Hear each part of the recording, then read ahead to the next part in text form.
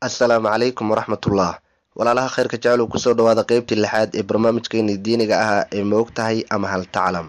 Aynu xalqadeena kusoo qaadan doono xogo muhiim ah oo ku jira qur-aanka kariimka ah, kuwa oo laga yaabo qaar innaka inaga mid aha inay ka qarsoon yihiin. Waxaan filayaa insha allahu tacaala inaad wax badan ka faa'iidi doontaan. Balse marka hore waan cudur daaranayaa. Waxaan ka cudur daaranayaa in habeenkii xalay ahaa oon u ballansanayn inaan soo gudbino qaybta lixaad ee barnaamijkeenan in aanan soo gudbinin. Sababtuna waxay ahayd cillad farsamo oo ku timaaday qalabkii aan barnaamijka ku habeenayay. Waqti badan ayaan geliyey, waana duubay, laakiin farsamadiisii ayaan suurtagelin. Runtii aad ayaan ugu rafaaday, laakiin ma aqaan wax kale oon dhaho. Waxaan leeyahay qadar allah oo maa shaa facal, idinkana raalli noqda. Ma ogtahay in nabiyullaahi yuushac ibnu nuun calayhi salaam uu yahay nabiga keli ah ama qofka keli ah ee loo xabisay ama loo joojiyey qoraxda lana hadlay? Ma ogtahayse in nabiyullaahi yuushac uu yahay mid ka mid ah nebiyadii ilaahay usoo bixiyey reer bani israa'iil? Waxay dhacday qisadan cajiibka ah geeridii nabiyullaahi muuse calayhi salaam ka dambe markii nabiyullaahi yuushac iyo reer bani israa'iil ay furanayeen magaalada baytulmaqdis. Dagaalka ayagoo ku jira, qoraxdii waxay ku dhawaatay inay dhacdo.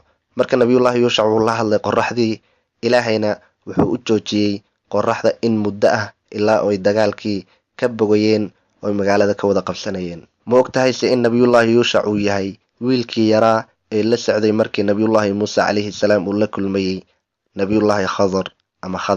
Marka aan leeyahay khadar ama nabiyullaahi khadar, waxaa jirta khilaaf ah, khadar ma wuxuu ahaa nabi mise wuxuu ahaa weli saalix ah? Laakiin anigu waxaan aad u jeclahay kuna qancay tafsiirka uu marayo sheekh cumar faaruuq, allahu naxariistee, marka uu ka hadlayo qisada nabi muuse iyo nabi khadar ee suuratu kahf, gaar ahaan marka uu macnaynayo aayadda lambarkeedu yahay 65 ee ku jirta suuratu kahf: fawajada cabdan min cibaadina aataynaahu raxmatan min cindina wacallamnaahu min ladunna cilma. Sheekhu wuxuu soo qaadanayaa adilo fara badan oo caddaynaysa inuu khadar ahaa nabi. Adigana dib ayaad u raadraaci kartaa. Waalcilmu cinda allah. Ma ogtahayse in ninka lagu magacaabo saamiri ee ka mid ahaa qoomkii nabiyullaahi muuse calayhi salaam uu ilaahay ugu bishaareeyey 2 ciqaab oo kala daran, mid adduunka ah iyo mid aakharo. Tan adduunka waxay ahayd in inta uu dunida joogo ee uu nool yahay aan korkiisa la taaban. Haddii jidhkiisa la taabto, isaga dhan ayaa ololi, dab ayaa ka kici, xataa lama salaami karo. Markuu qof la hadlayo ama wax isweydiinayaan, bannaanka ayuu ka istaagay, wuxuu odhan, ha ii soo dhowaanin, meesha igala hadal, waxaad ii sheeg. Iyo tan labaad ee aakharo oo ah inuu ilaahay u ballanqaaday cadaab. Sababtuu ninka ilaahay saa u galayna waxay ahayd, saamiri wuxuu ahaa ninkii fitneeyey reer bani israa'iil ee u sameeyey dibigii ay caabudeen. Dibi ayuu sameeyey, wuxuuna ku yidhi, waa ilaahay muuse, waana ilaahiinii ee caabuda. reer bani israa'iil warkii ayay qaateen, sidii ayuu ku fitnoobeen. Marka ilaahay wuxuu ninkan abaal ooga dhigay 2 ciqaab ee kala daran. subxaan allah. Wuxuu qisadan ilaahay kaga hadlay suuratu daaha, aayadda lambarkeedu yahay 97: fadhhab fa ina laka fi lxayaati an taquula laa misaas wa ina laka mawcidan lan tukhlafah. Ma ogtahay in ilaahay subxaana wa tacaala uu suuratu baqra kaga warramay 5 qiso oo ku saabsan dad dhintay oo uu soo nooleeyey? Ma ahan dad dhintay oo keliya, waa noolayaal dhintay oo haddana ilaahay nafta ku soo celiyey. Sababtuna waxay tahay waxyaabaha ugu waaweyn ee gaaladu inkirsan tahay ee diidan tahay waxaa ka mid ah bacdiga iyo inuu ilaahay subxaana wa tacaala dadka soo noolayn doono, qiyaamahana soo bixin doono. Waxay leeyihiin, annagoo lafa noqonay miyaa dib naloo soo celin? Sidaa darteed buu ilaahay subxaana wa tacaala wuxuu adduunyada korkeeda dadka ku tusay qisooyin fara badan oo dad dhintay oo uu soo nooleeyey, si ay u arkaan inuuna ilaahay waxba ku adkayn. 5tan qiso insha allahu tacaala barnaamij ayaan kusoo qaadan doonaa, si dhammaystiran ugu faahfaahin doonaa. Laakiin hadda waxaan idiin sheegi aayadaha uu ilaahay subxaana wa tacaala kaga warramay lambaradooda, si qofkii u baahan uu macluumaadkooda dib ugu laabto. Qisada koobaad ilaahay wuxuu kaga hadlay suuratu baqra, aayadaha lambarkoodu yahay 55 iyo 56. Qisada labaadna wuxuu kaga hadlay ilaahay isla suuratu baqra, aayadaha lambarkoodu yahay 66 ilaa iyo 73. Iyo qisada saddexaad oo alla kaga hadlay isla suuratu baqra, aayadda lambarkeedu yahay 243 iyo qisada afaraad oo alla kaga hadlay aayadda lambarkeedu yahay 259 iyo qisada shanaad u dambeysa oo ah 260.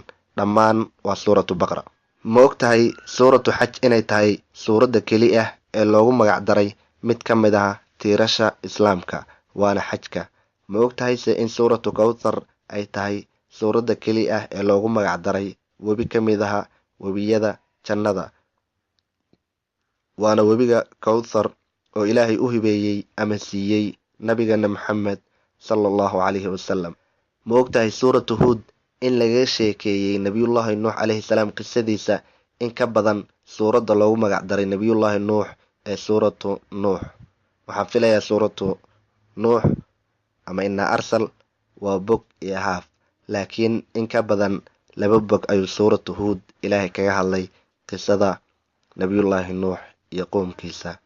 waana suuradda ugu dheer ee lagaga hadlay nebiyullaahi nuux iyo qoomkiisa. ma ogtahay ninka lagu magacaabo cabdullaahi binu salool inuu ahaa madaxii ama hogaamiyihii munaafiqiinta?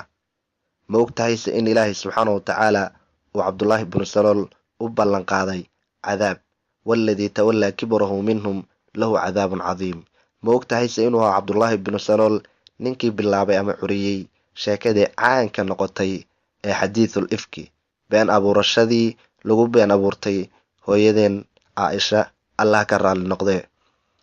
ma ogtahayse in arrinkaa darteed uu ilaahay subxaanahu watacaala ku soo dejiyey in ka badan 10 aayadood oo uu ku bariyeelayo hooyadeen caaisha? ma ogtahayse in dadkii cabdullaahi binu salool warkaa la faafiyey laga jaray xadkii ay lahaayeen markay aayadahaasi soo degeen oo ahaa qadful muxsanaad 80 jeedal, laakiin isaga lama marinin xadka?